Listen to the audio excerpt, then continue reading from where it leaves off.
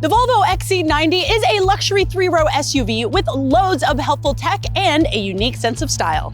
And we know all about SUVs. We here at Edmunds, we have driven, tested, and rated a ton of them, so we are definitely the people to ask. So is the XC90 the SUV you're looking for? We've teamed up with the folks at CarMax to go through all of the details so you can decide for yourself whether to pick or pass on it.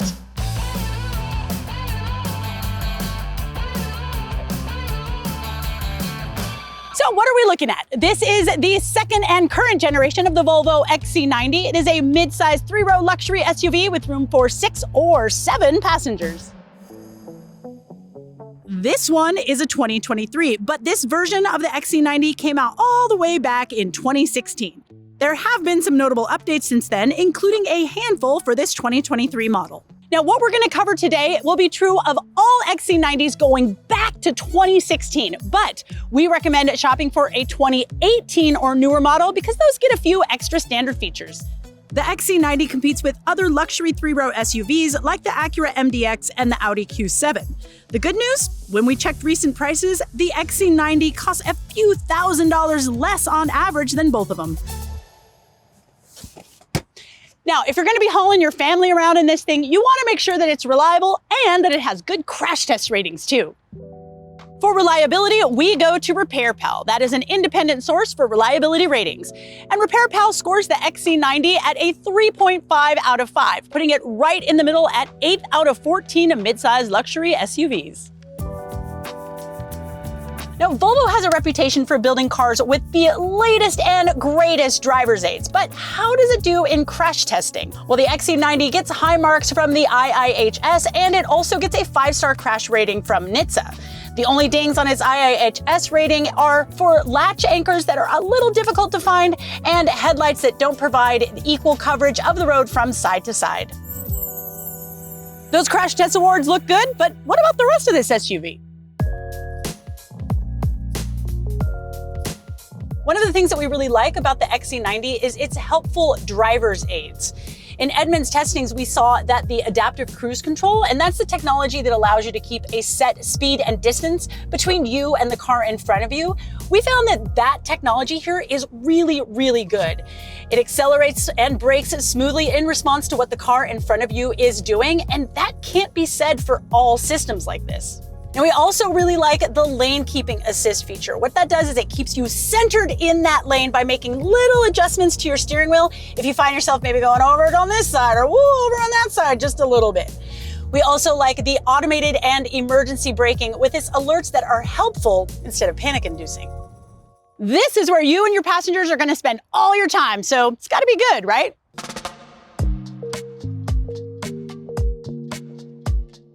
And thankfully, yeah, it is good. Getting in and out is really easy, and in Edmunds testing, we found that the driving position is super comfortable.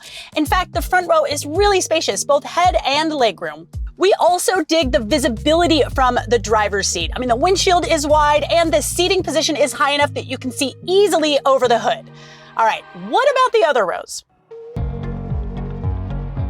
The second row is available with a bench or with the captain's chairs like what we've got here. Now, if you get that bench seat, it is available with an integrated child booster seat, and that is a pretty unique feature, but it's only in the middle, so I'm not sure how useful it is.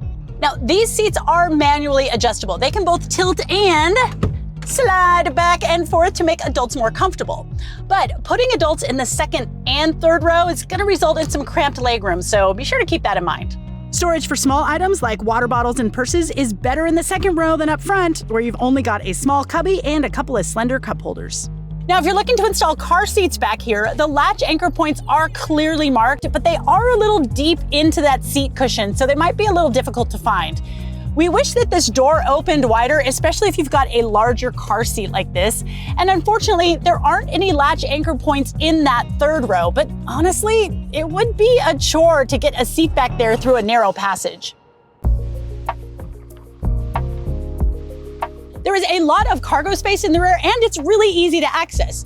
And some top-of-the-line XC90s have an adjustable air suspension, so you can raise or lower the vehicle to make loading large items even easier. We also love the Bowers & Wilkins sound system that comes on the top-of-the-line XC90s. If you geek out on sound quality, it is worth checking out.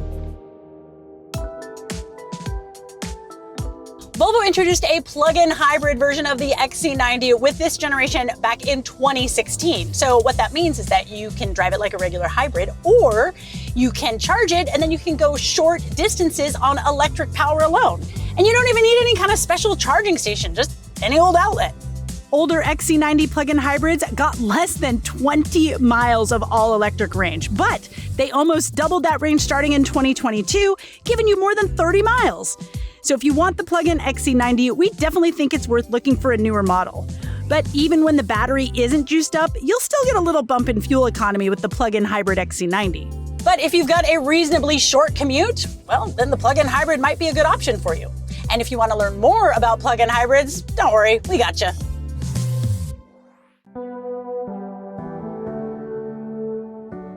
Is there such a thing as too much minimalism? Too much restrained Scandinavian design? No, maybe. I mean, this center touchscreen here in the XC90 and the surrounding area, it looks great. It is so clean, but you know what? I wouldn't mind a little clutter. Like, I don't know, maybe some knobs or dials to perform basic, easy functions in the car, like changing the temperature.